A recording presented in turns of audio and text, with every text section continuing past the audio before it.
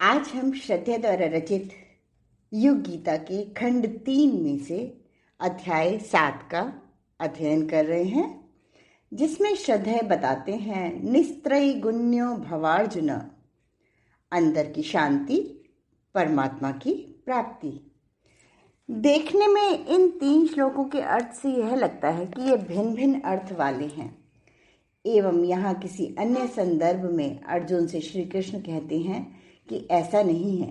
एक की फलश्रुति दूसरे में और दूसरे की तीसरे में बताकर श्री कृष्ण अब मूल प्रकरण पर आ गए हैं।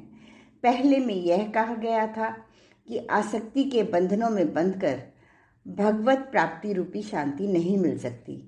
दूसरे में यह कहा कि काया रूपी नव द्वारों वाले इस देवालय से परमात्मा जिससे निरंतर झरता रहता है, ऐसे उपकरण से वशी संयमी व्यक्ति वे सारे सेवा कार्य यज्ञ भाव से कर सकता है जिनसे उसे सत्य चित्त आनंद परमात्मा की अनुभूति हो। सदैव अपने अंदर उस चिर स्थायी शांति का आनंद वह लेता रहे, किंतु यह सब तभी संभव है जब त्रैगुण्यमयी हमारी प्रकृति से परे हम चलेंगे। मुक्त होने के लिए दिव्य कर्मी को प्रकृति के कर्म से हटकर अक्षर पुरुष की स्थिति में आना होगा, तभी तो हम त्रिगुणातीत हो सकेंगे, जो अपने आप को अक्षर ब्रह्म, अविकारी परम पुरुष, पर ब्रह्म का एक घटक मानेगा, स्वयं को निर्गुण आत्मा के रूप में जान लेगा। वह प्रकृति के कर्म को साक्षी भाव से स्थिर शांत चित्त के साथ देखेगा, प्रकृति और उसके कर्म से प्रभावित नहीं होगा। प्रभु स्तर की, विभु स्तर की सत्ता कर्म या कर्तव्य या कर्मफल संयोग की रचना नहीं करती, बल्कि वह तो क्षर भाव में प्रकृति के द्वारा होते चलने वाले सभी कर्मों को मात्र देखती रहती है। यही भाव 14वें श्लोक में आया है।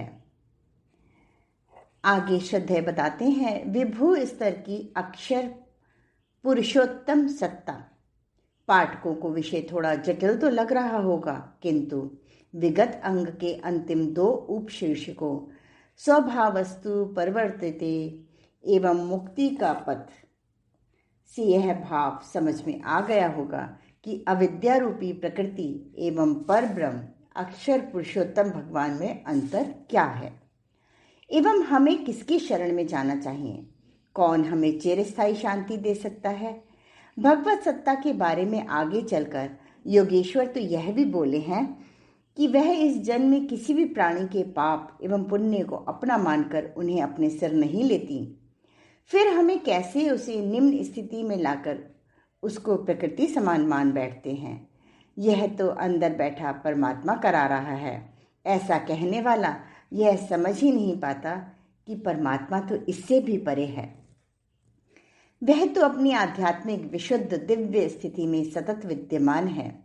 श्री कृष्ण कहते हैं कि यह तो अज्ञान के कारण होता है कि उससे जन्मा अहंकार उन सब को मानव ने उपलब्ध किया है, यह कहकर अपनी मान लेता है। वह कर्तापन की जिम्मेदारी अपने ऊपर लेता है और स्वयं को उसी रूप में देखना भी पसंद करता है, ना कि अपने असली रूप में। अज्ञान का यह साम्राज्य ही सारे विभ्रमों, अहंताओं, असमंजसों का कारण है। इसी ने ज्ञान को, सही सच्चे यथार्थ ज्ञान को ढक रखा है। श्लोक क्रमांक 15 है। ना दत्ते कस्य चित्त पापम न चैव सुकृतं विभुः अज्ञानेनावृतं ज्ञानम तेन मुह्यन्ति जंतवः। अर्थात वह सर्वव्यापी परमात्मा ना किसी के पाप कर्म को और न किसी के शुभ कर्म को ग्रहण करता है। यह तो ज्ञान अज्ञान से ढका हुआ है, उसी से सब अज्ञानी मनुष्य मोहित हो रहे हैं। अविद्या अज्ञान का ही मूल कारण। सारी माया उस अज्ञान अविद्या के कारण है, जिसने ज्ञान को ढक रखा है। यह ज्ञान प्राप्त हो जाए तो फिर बात ही क्या। इसी की प्राप्ति हेतु तो हर कर्मयोगी दिव्य कर्मी सतत निरत रहता है।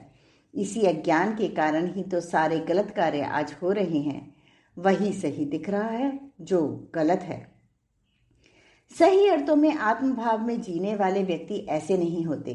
वे त्रिगुणमयी प्रकृति से नियंत्रित होकर शुभ अशुभ कर्म नहीं करते, वरन परमात्म सत्ता में स्थिर होकर उस आत्मज्ञान को प्राप्त कर ही सारे कार्य करते हैं। यहाँ भगवान ने मनुष्य को, जो अज्ञानी है, सहज रूप से जंतु घोषित किया है। जीव जंतु शब्द हम सामान्यतः प्रयोग करते हैं कीड़े मकोड़े मूक जीवधारियों के लिए, जिनका शिश्नोदर परायण पेट प्रजनन का जीवन होता है। भगवान ने यहाँ उस मनुष्य को भी, जो सुर दुर्लभ मानव तन पाकर ऐसी श्रेष्ठ स्थिति में है एवं तब भी अज्ञान की स्थिति में जी रहा है, जंतु एनिमल बेहंग कहा है। जंतु से दिव्य कर्मी की यात्रा। गीता के काव्य की शोभा सही स्थान पर सही शब्दों के चयन में ही है। यहाँ जंतु नाम देकर उन्होंने अपने मन की सारी बात मानो कह दी है कि जो आत्मज्ञान रूपी कस्तूरी नाभि में रखकर भी इधर उधर ज्ञान की तलाश में घूमते रहते हैं, उन्होंने तो उसे अज्ञान से स्वयं ढक रखा है। कोई अवसर मिला होता एवं इस अज्ञान के आवरण से मुक्त हुआ जा सकता तो ज्ञान होता कि मनुष्य वास्तव में क्या है। वह तो असीम शक्ति का भंडागार है, स्वयं साक्षात परमात्मा उसमें है। गुरु ऐसी ही स्थिति में से अपने शिष्य को, जो पूर्ण समर्पण के भाव के साथ उसके पास आता है, उबारता है, उसे ज्ञान का सुरमा देकर उसकी दृष्टि खोल देता है। अज्ञान तिमिरांधस्य ज्ञानांजन शलाकया चक्षुरुन्मीलितं येन तस्मै श्री गुरवे नमः।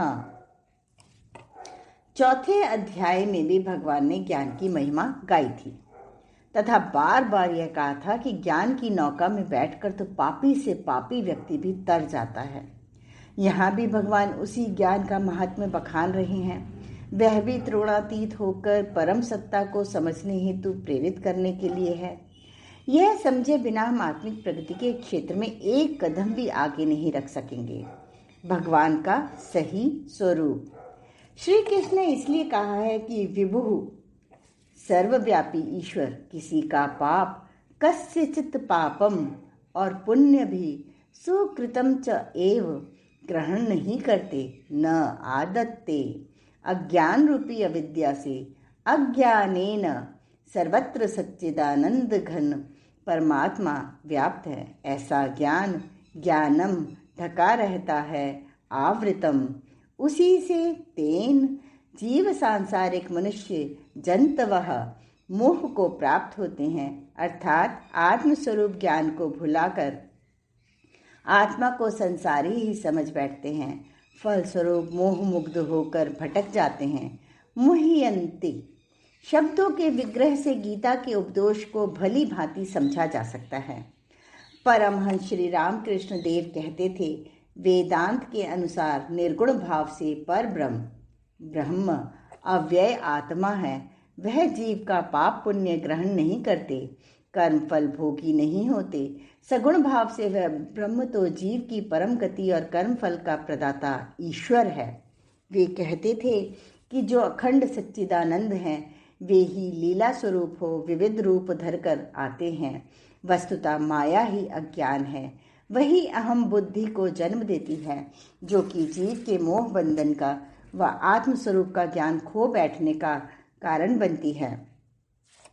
इस अहम रूपी अज्ञान के मिटने पर ही ब्रह्म आत्मा रूप में प्रकट होते हैं। सही दिव्य शक्तिशाली रूप में पूर्ण ज्ञान के साथ अवतरित होते हैं। चैतन्य चरितामृत में भगवान कहते हैं, अद्वय ज्ञान तत्व कृष्णेण स्वरूपा ब्रह्म आत्मा भगवान तिन सार रूप। दृष्टिकोण ठीक हो, ज्ञान प्रकाशित हो। दृष्टांत से समझे, इस शरीर रूपी मशीन को चलाता तो ईंधन ही है, पर उसे कहाँ जाना है, यह चिंतन तो मस्तिष्क एवं शरीरधारी मनुष्य का इच्छा तंत्र करता है। इस मशीन को चलाने वाला कितना समर्थ है, उसका उस ईंधन से कोई संबंध नहीं जो ग्रहण किया जा रहा हो, भोजन या प्राणवायु के रूप में। यदि मशीन चलाने वाला खुद को ही होश में न हो तो ईंधन से उत्पन्न शक्ति उपकरण काया को ही नष्ट कर देगी। यदि हमारे मन बुद्धि जागृत सावधान हो तो हमारी जीवन यात्रा सुखकर हो सकती है। जीवन शक्ति हमारे अंदर सतत काम करती रही है। यह चेतना के स्तर पर आत्मसत्ता रूप में विद्यमान है। वह किसी से प्रभावित अप्रभावित बहिरंग क्रियाकलापों से अनगढ़ विचारों से कभी नहीं होती। यदि व्यक्ति का दृष्टिकोण ही गलत है, भावनाएं ही दूषित है, तो यह गड़बड़ी जीवात्मा के विनाश का कारण बनेगी। क्योंकि ज्ञान अंधकार अज्ञान से ढका है, वासनाओं ने उसे जकड़ रखा है। सत्य संबंधी जानकारी मनुष्य तक नहीं पहुंच पा रही है। मिथ्या धारणाएं हमारे जीवन में घर कर लेती हैं। इस अज्ञान रूपी आवरण अपनी आत्मसत्ता को विकसित कर त्रिगुणमयी सत रज तम से युक्त प्रकृति से प्रभावित हुए बिना हटाया जाना चाहिए। यही आत्मज्ञान की प्राप्ति का जीवन साधना का एकम एव मार्ग है। जीवन भर जीव को इसी पुरुषार्थ में लगे रहना होता है। जो अज्ञान रूपी आवरण से जल्दी मुक्त हो, मोह से मुक्त हो जाता है, वह मोक्ष में प्रतिष्ठित हो आनंदमय जीवन जीता है। कुंठाओं रहित जीवन, संत्रास तनाव विक्षुब्धता रहित जीवन जीने का एक ही मार्ग है कि अज्ञान रूपी आवरण जो ज्ञान पर ढका है,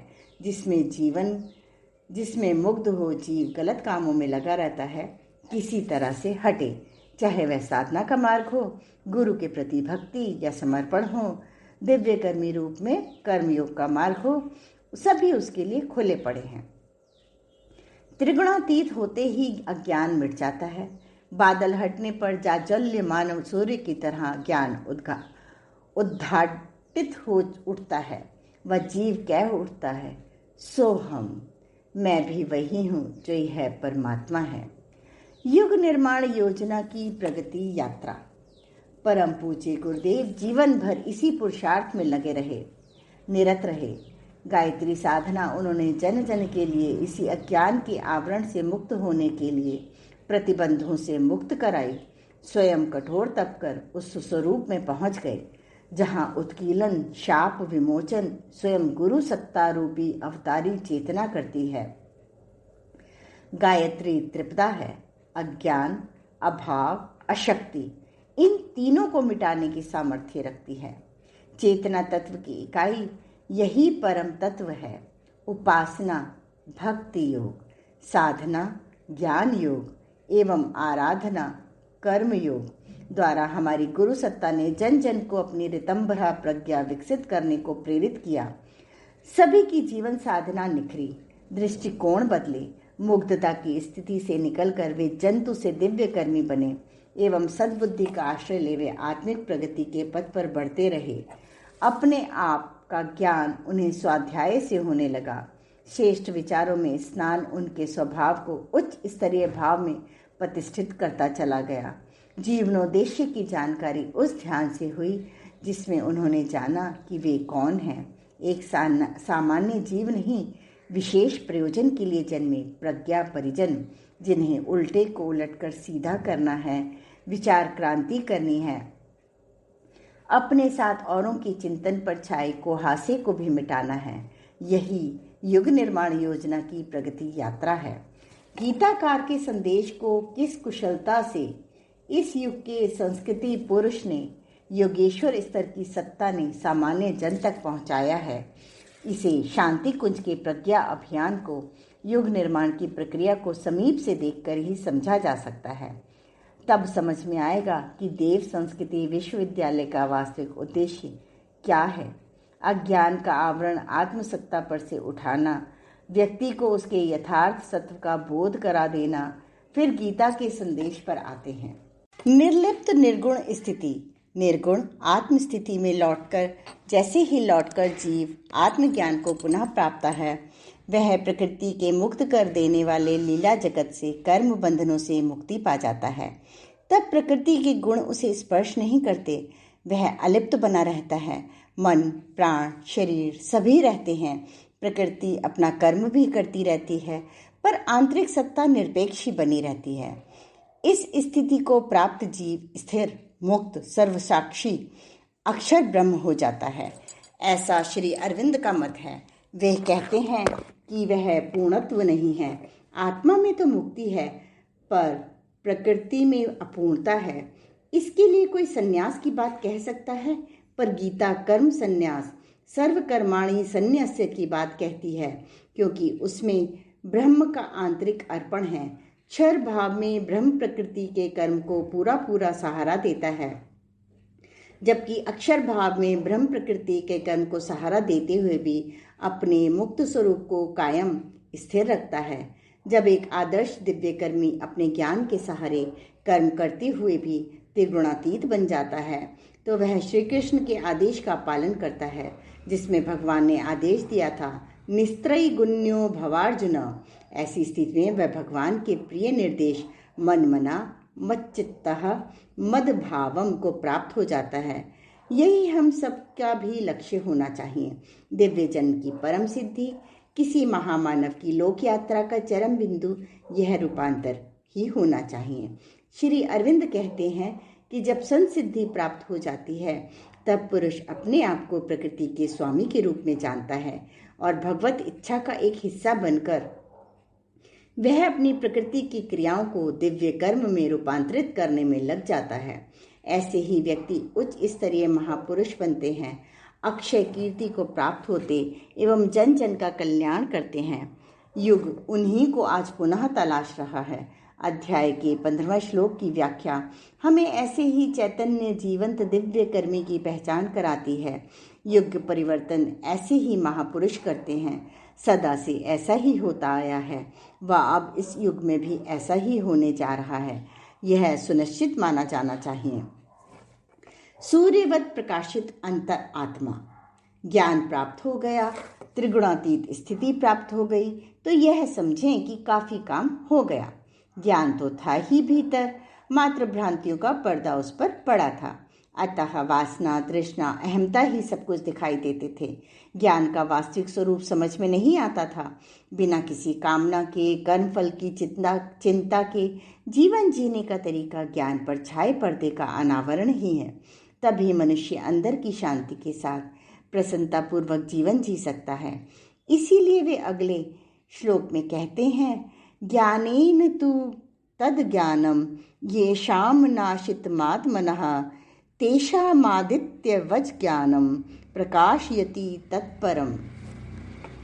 किंतु तु जिन लोगों का ये शाम वह तत् अज्ञान या मोह, अज्ञानम आत्मा या ब्रह्म के, आत्मनः तत्व ज्ञान के द्वारा ज्ञानेन नष्ट कर दिया गया है, नाशितम उन लोगों का, तेषाम वह तत् ज्ञान, ज्ञानम सूर्य की तरह अज्ञानांधकार को नष्ट कर देता है, आदित्यवत आत्मवत को सच्चिदानंद घन परमात्मा को परम प्रकाशित कर देता है।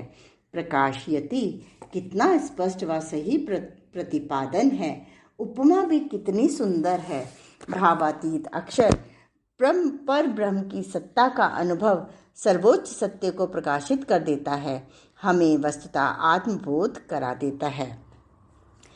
आज के स्वाध्याय का क्रम यहीं समाप्त होता है। अगले क्रम में हम चैप्टर 8 का अध्ययन करेंगे। धन्यवाद।